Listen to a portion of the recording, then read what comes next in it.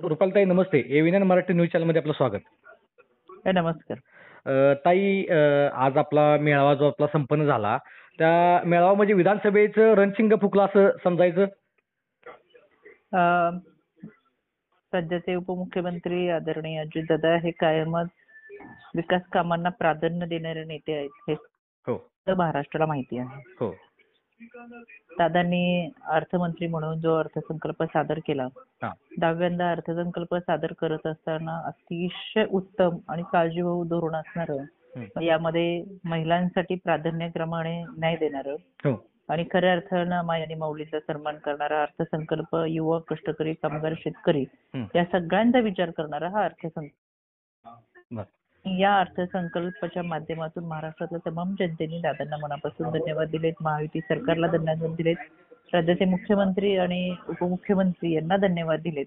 हो, या सगळ्याच अनुषंगाने मुख्यमंत्री लाडकी बहीण योजना असेल हं, आणि ती खऱ्या अर्थानं शहरी भागाबरोबर ग्रामीण भाग, वाड्या वस्त्या पाड्यांपर्यंत पोहोचावी, हं, यासाठीचा जो उपक्रम राज्यभरामध्ये राबवला जातोय हं. आणि त्याचबरोबर ह्या योजना पोहोचवत असताना खऱ्या अर्थानं पक्षाची भूमिका मांडण्याचा प्रयत्न हो, हा जनसामान्य महामेळाव्याच्या माध्यमातून केला जातोय. हं, त्याची सुरुवात आज बारामतीमधून झाली आणि राज्यामध्ये प्रत्येक तालुक्यामध्ये जाऊन हं. जनसामान्य महामेळावे हे होतील.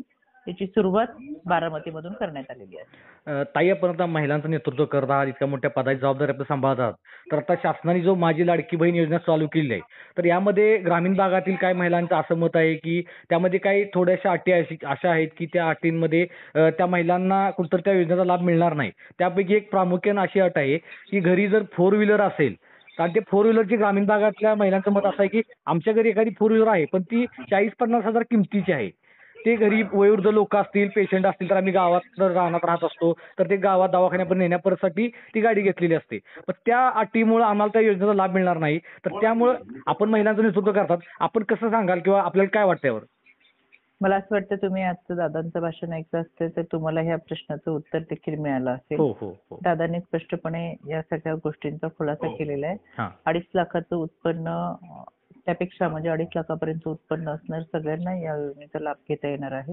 हो, आणि फोर व्हीलर जी व्यवसायासाठी जर तुमच्याकडे असेल तर हां, निश्चितपणाने फोर व्हीलर जरी असली ती हां, व्यवसायासाठी तुम्ही वापरत असाल, म्हणजे हं, व्यावसायिक म्हणून त्याच्यावरती काम करत असाल तर तुम्हाला या योजनेचा लाभ मिळणार आहे. बरं. याचा स्पष्टपणे खुलासा आदरणीय दादांनी केलेला आहे. त्याच्यामुळे मला असं वाटत नाही की अटी जाचक वगैरे आहेत. फार हां, मोठ्या प्रमाणातल्या अटी सुरुवातीच्या कालावधीमध्ये ज्या अटी होत्या हो, त्या 3च दिवसांमध्ये महिला बालविकास मंत्री आदित्यताई असतील, राज्याचे मुख्यमंत्री, दोन्ही उपमुख्यमंत्री आणि या सगळ्यांच्या मार्गदर्शनाखाली बैठक घेऊन अतिशय कमी कालावधीमध्ये या हां, सगळ्या अटी शिथिल करण्यात आल्या हं, आणि महिलांना फार मोठ्या प्रमाणात समाधान देणारी गोष्ट म्हणजे हा फॉर्म सगळ्यांना भरता येतोय. त्याच्यामुळे मोठ्या प्रमाणातली गर्दी आपण पाहत आहे. हो, हो, महाराष्ट्रातल्या महिला भगिनींना पहिल्यांदाच अशा पद्धतीची योजना मिळाली की त्यांच्या खात्यामध्ये थेट 1,500 रुपये जमा होणार आहेत. त्याच्यामुळे अतिशय चांगल्या पद्धतीच्या योजना आहेत हो, आणि कोणतीही गोष्ट ही चांगल्या पद्धतीने नियोजनबद्ध होण्यासाठी आपण काहीतरी त्याच्यासाठी रूपरेषा आखत असतो. हां, त्याच्यामुळे किमान या अटी असणं किंवा नाव, तुमचं पॅन कार्ड नंबर, आधार कार्ड, हं, बँकेचा अकाउंट नंबर हे तर साहजिकच आहेत. ह्या गोष्टी हो, हो. असल्याच पाहिजेत. बरोबर. आणि ताई, आपण आता आपल्या शासनाने सुद्धा महिलांसाठी, मुलींसाठी मोफत शिक्षणाची जी योजना आणलेली आहे, तर त्याची फोड कशी कराल? म्हणजे कुठल्या शिक्षणासाठी असेल, कशी फोड होईल? म्हणजे ग्रामीण भागातल्या मुलींसाठी जर त्याचा लाभ घ्यायचा असेल, तर कशा पद्धतीने फोड होईल या योजनेची? दादांनी आजच्या भाषणामध्ये देखील सांगितलं महिलांसाठी जशा पद्धतीच्या लाडकी बहीण योजना आहे, हं, तशीच लेक लाडकी ही जशी जन्मापासून 18 वर्ष पूर्ण होईपर्यंतची योजना आहे, तशीच शिक्षणासाठी जरी पैसा नसेल तरी मुलीचे पिता हातबल होतो आणि या घटनेने खऱ्या अर्थानं व्यथित होत राज्याचे शिक्षण मंत्री असतील, आदरणीय मुख्यमंत्री, दोन्ही उपमुख्यमंत्री यांनी हा निर्णय घेतला हं. आणि मुलींचं उच्च शिक्षण हे मोफत करण्याचा निर्णय घेतला. त्याच्यामुळे आता मुलींचं शिक्षण जे आहे त्यांना मिळणार आहे ते बरं. मोफत पद्धतीने मिळणार आहे आणि याचा लाभ महाराष्ट्रातल्या सगळ्या विद्यार्थिनींना घेता येणार आहे. हो ताई. आता येणाऱ्या विधानसभेसाठी रुपालीताई इच्छुक असणार आहेत का? मी गेली 5 वर्ष माझ्या ज्या मागची विधानसभा निवडणूक होती त्याच्यात आमच्या ज्यावेळेस मुलाखती होत्या हां. त्यावेळेस स्वतः मी उमेदवारी अर्ज दाखल केला होता हो, हो. आणि खडकवासला विधानसभा मतदारसंघाच्या ज्या दिवशी माझी मुलाखत होती हं. त्याच दिवशी मला प्रदेशाध्यक्षपद देण्यात आलं. बरोबर. साहजिकच आहे प्रदेशाध्यक्षपद मिळालं म्हणजे आपल्याला उमेदवारी घेता येणार नाही हा साधा सोपा प्रश्न होता.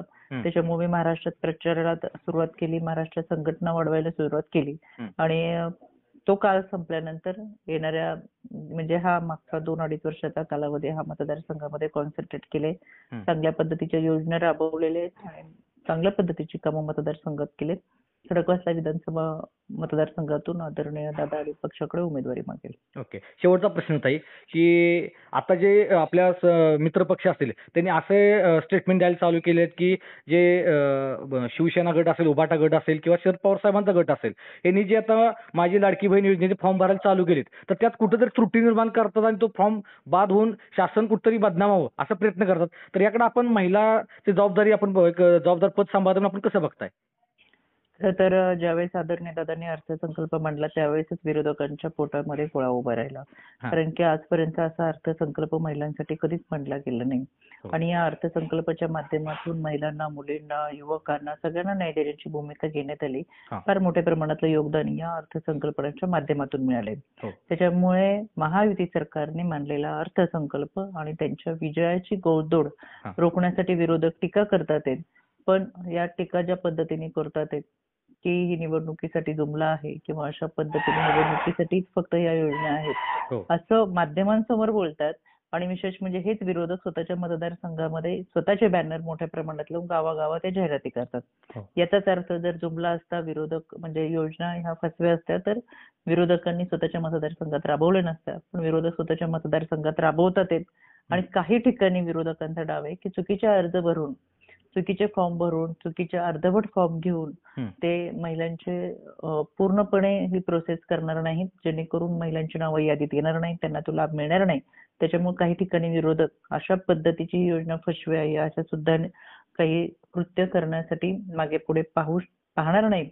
त्याच्यामुळे मला असं वाटतं की महिलांनी या महायुतीमध्ये जे उमेदवार आहेत, महायुतीचे आमदार आहेत किंवा आशा वर्कर, अंगणवाडी सेविका असतील, ऑनलाईन फॉर्म भरायचे असतील, हे काळजीपूर्वक यांच्याकडूनच भरून घ्यावेत.